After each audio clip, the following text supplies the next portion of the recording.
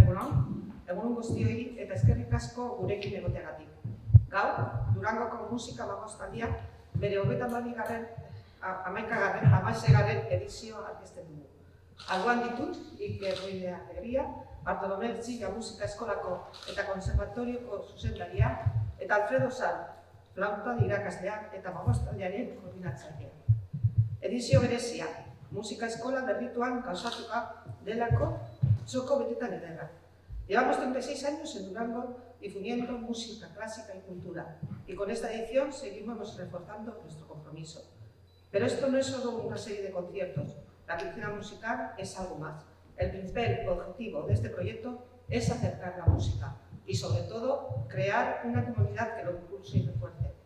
Año tras año, Durango se convierte en un espacio inclusivo y culturalmente rico en el que artistas, personas, aficionados a la música y toda la ciudadanía participan, crean y disfrutan juntos y juntas. Eskerrak eman nahi dizkiet antolatzaileei eta kolaboratzaileei. Hauek urtean zehar egiten duten lan izugarria ezinbestekoa da gure ekimenaren arrakasta lortzeko. Benetan eskerrik asko, zuen ahaleginagatik. Eta jakina esker ona ikusle guztiei ere. Zuek gabe ezingo genuke gure helburu horiek bete. Ezingo genuke musika sustatu eta herri honen kultura egunerakotasunean finkatu. Zuek zarete gure proiektuaren benetako protagonista.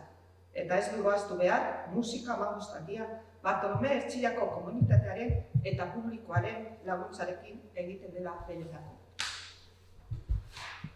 Aurtengo egitaraua berriz oso aberatsa eta desberdina da. 4 kontzertu bakoitzak bere berezitasunarekin eta horrela aniztasuna eta inklusiboa sustatu nahi ditugu. Azaroaren 2an, Ilargiaren kantari, familientzako emanaldia Euskadiko orkestarekin, San Agustin kulturgunean. Aurrei eta familiai zuzendutuko kontzertu bat, musika klasikoaren bidez hezkuntza eta kultura sustatzen duelarik. Azaroaren 8a, San Antonio Elizan, Sociedad Coral de Bilbao, Valentín Zubiaurren Hoy Noche Feliz interpretatzen. Hau, klasiko baten eta historiaren euskal oinarriaren adierazpen bat izango da. Azaroaren 23an, San Agustin kulturgunean Pablo Suárez eta Ensemble Prateritutu. Vivaldi Saint-Safrain, emanaldiarekin. Ekitaldi hau, klasikoaren berri interpretazio bat izango da, eta jakina, garai eta estilo desberdinen fusioa. Abenduaren 13an, Xabier Zebedio eta Bartolomé Ertzilla Orkesta pause ekitaldian, jazz eta musika popularra gustatuko ditu.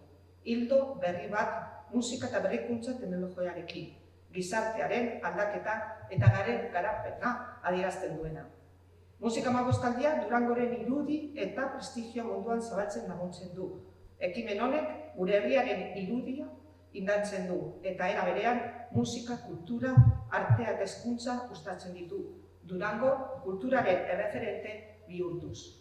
En Durango, aunar cultura y música no es casual, esa es nuestra tradición y abordamos este objetivo teniendo en cuenta la fortaleza de nuestro municipio y las necesidades de la sociedad en la que vivimos. Y para finalizar, me gustaría dar la palabra a Alfredo Sanz. Él nos hablará sobre la participación de la música de Euskadi. Eskerrik asko, eta gonbidatzen zaituztet guztiei aurtengo musika magoztaldian parte hartzera. Eskerrik asko. Bai, hasiko naiz lehenengo kontzertuarekin, Anetxak esan dagoen espatu dagoen moduen, lehenengo kontzertua familientzako emanaldi bat da. Dakizuen ez guk 15 barruan, bai, nahiz eta kontzertu ezberdinak jorratu, estilo ezberdinak jorratu, beti gustatzen zaigula horrelako kontzertua bai unientzako, bai familientzako zuzendutako edo gokitatuko kontzertu bat aurkeztea. Ez da erraza horrelako kontzertu bat edo emanaldi bat aurkeztea urtero, ez dagoelakoan beste produkturik merkatuan eta dauzenak ez dira danak osoenak. Eskerrak aspalditik dekogu oso harreman ona Euskadiko Orkesta Sinfonikoarekin, eurek etorri die orkesta moduan, orkesta osoa etorri behar Durangora jotzera ez dakit lau bostatiz, entxeko dut ez dugu horatzen. Ez da datak, ez da zenbat aliz, baina egon die askotan hemen Durangoan. Eta egon zirenean azken aldiz, komentatuan jarri ginen eurekin eta eskini ziguten eurek dokaten produktu bat musika gela deritzona eta musika gelaren arlo honetako helburua da musika klasikoa eskaintzea umiei, familiei, eta eurek hurbiltzea musika klasikoa ezagutzera, baina beti formato atsegin baten eta formato divertigarri baten. Horretarako urtero sortzen dute produktu bat horretarako, eta normalmente eskaintzen dute edo aurkezten dute Gipuzkoa inguruan edo euren egoitzan, Miragon egoitzan, orkestako egoitzan. Guk produktori edo sortutako produktori aspalditik ekarri dugu orkestu dugu Durangora. Iaz izan zen, horretzen dauzu izan zen pantomima, aktorea edo protagonista zen Durangoko aktore bat Ganso, aurreko ostot izan zen zirkus, aurrekoa izan zen Naner, eta gero beste erakustaldi bat hori mago batekin, eta zergatik hau, kalitatearen produktua bermatuta daukagolako. Alde batetik musikariak hori, orkestako musikariak etorten dira, eta gero aktoriak eta magoak eta bat, honenak Euskal Herriko honenak beti, eta produktoria poizpone dugu Durangarrai. Aurtengo produktua deitzen da, edo aurtengo erakustaldia deitzen da, Arantzak izan dago moduan, Ilargiari kantari, historia oso polite da amona baten historia, abeslaria izan zana, eta bere oroitzapenen bitartez, aurkezten dituzte hainbat kanta, Euskal Herriko kantak, jazzeko kantak, ilargiarekin lotutako kanta batzuk ere, eta dana ambientea oso atsegina da, oso divertigarria da, eta oso egokituta da bientzako. Adinak joteko horrelako kontzertura, 4-5 urtetik aurrerako txat. Oso laburre da, 45 minutukoa, euren txaten bereziki prestatutako. Sana guztinen izango da, prezioa 4 euro guztu dala, 3 musika eskolako ikasle baldin badie, eta mundu guztiak animatzea erakustaldia kontzertua ikustera. Bigarren kontzertua Ikerrek aurkeztuko dago, Sociedad Coral.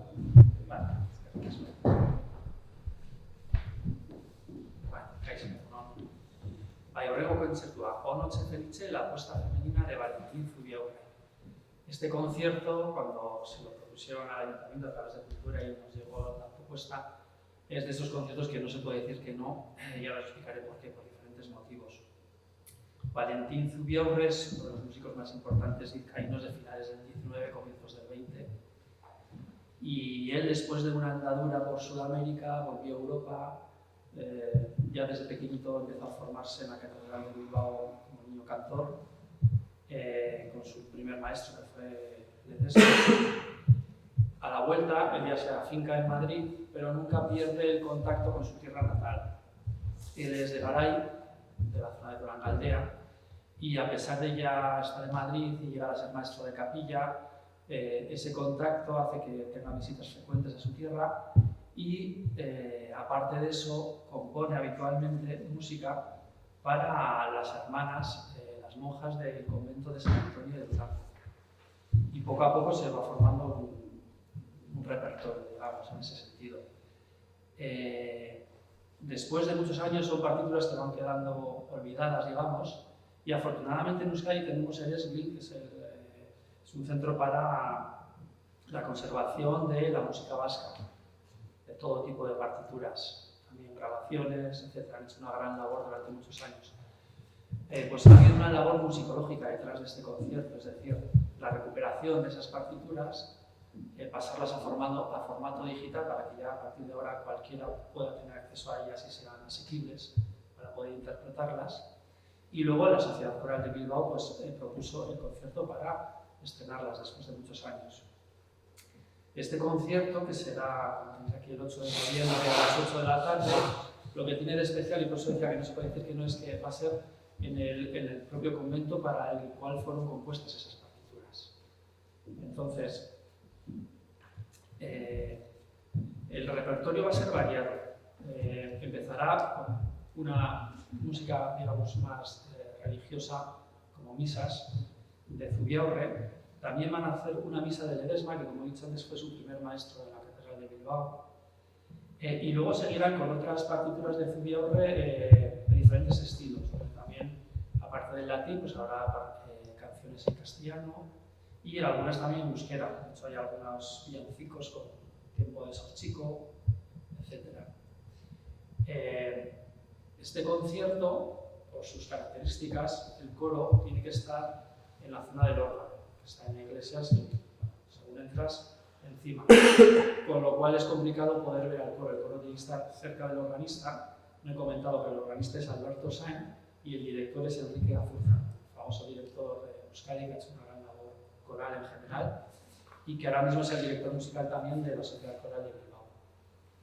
Entonces ellos van a estar ahí y para que sea cómodo y podamos disfrutar del concierto va a haber una pantalla en el frente para que el público esté sentado como siempre, pueda disfrutar de las imágenes y del sonido que viene, y luego habrá otra pantalla con los textos y un poco el programa para poder seguir el concierto y tener la mayor información posible. Este concierto será, como he puesto antes, el 8 de noviembre a las 8 en el propio convento de San Antonio. Y en este caso la entrada es gratis hasta completar aforo. Entonces os animamos a todos. El mundo coral en Durango es bastante amplio, pues estará todas las personas invitadas a ir a este concierto.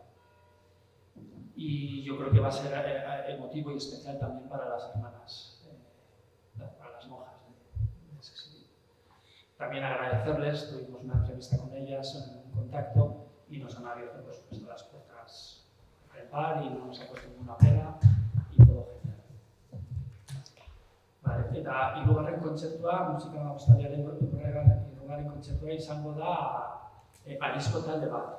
Da Pablo Suárez eta Ensemble Praeteitun. Ensemble Praeteitun da taldearen izena. Badaukate programa desberdinak eta segun eta programa musiko desberdinak jotzeko programa hori.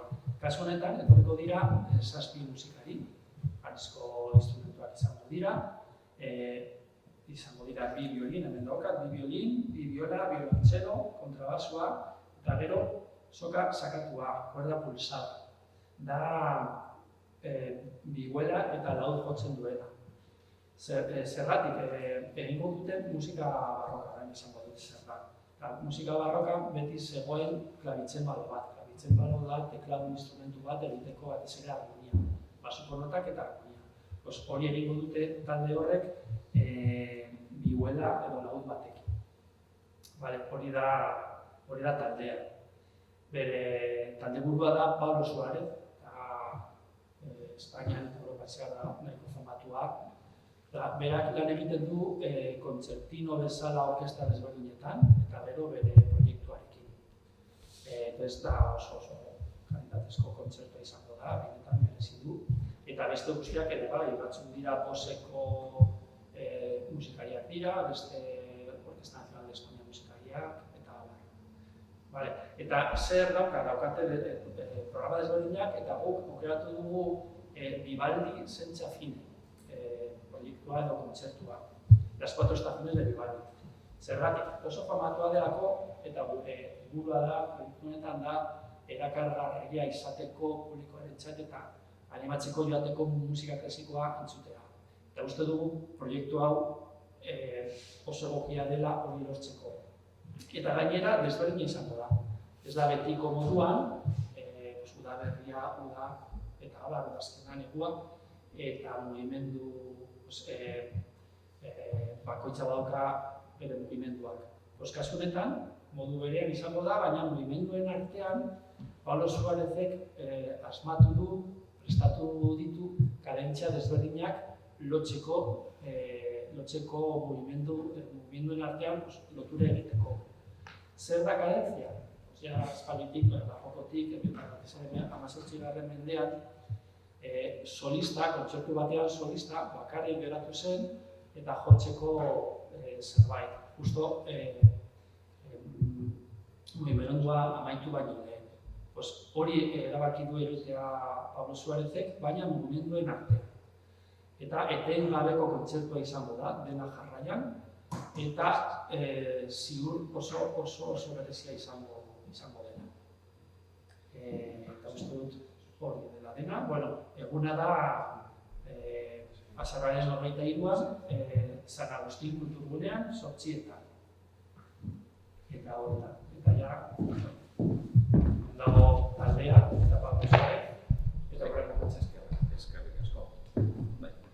Eta azkeneko kontzertua ja abendura joango gara, abenduaren 13an, larunbatean hemen ondoan justo kafean txokian.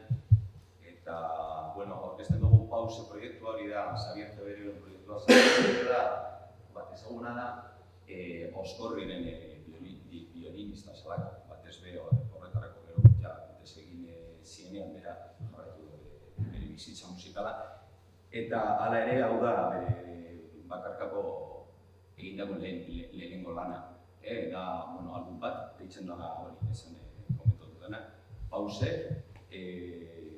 albunak bederatzi pieza, bederatzi kanta biltzen ditu, estilo ezberdinakoak, batez Euskal Herriko kantak, ikutu horrekin, jazz ikutu bat bai, musika kontemporánea, musika garaikineko hori ikutu bat bai, eta berarekin etorriko die beste bi musikari, piano bat, pianista bat, Iñar Sastre, eta gero violontxelista bat.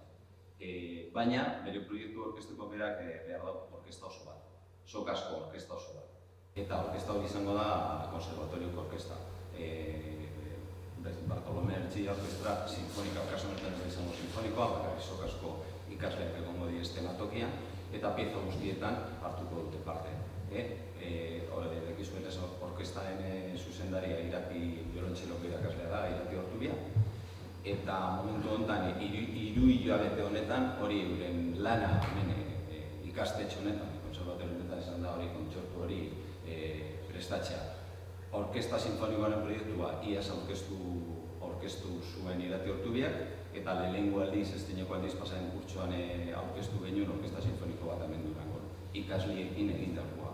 Hori aurkeztu genuen martxoan, San Francisco elizan, portirto leku berian, eta, bueno, kriston arrakasta izan zuen, jende asko bildu zen, eta jende asko gelditu zen kanpoan. Orduen, aurtengo plan esango da hori orkesta sinfonikoaren lana jarraitzea, baina aurkeztutako kontzertua, aurkeztuko duten kontzertua ez da izango San Francisco, izango da beste leku handiago baten, probablemente San Agustinen edo ikusiko gabe. Eta izango da seguramente apirilean. Importantea da guretzat zertako, orkesta sinfoniko bat izatea horrak esan nahi du, musika eskola komitegi guztiak parte hartzen dutela eta beste musika tresnetako ikasleek bebe hartzen dabil parte.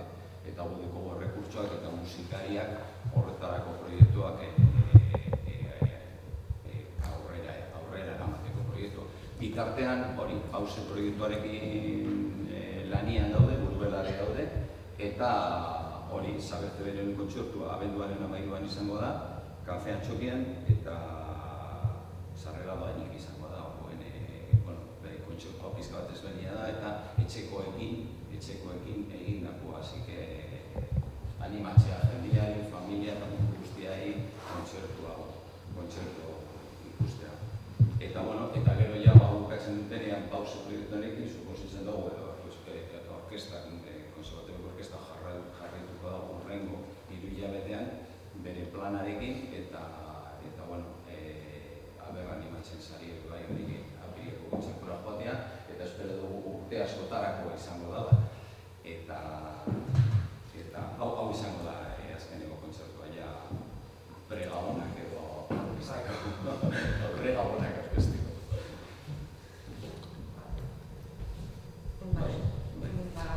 Konbidatzen zaituz dugu denei, 15 aldi guztietara, kontzertu guztietara, joateko gustuko dugu osue. Esker.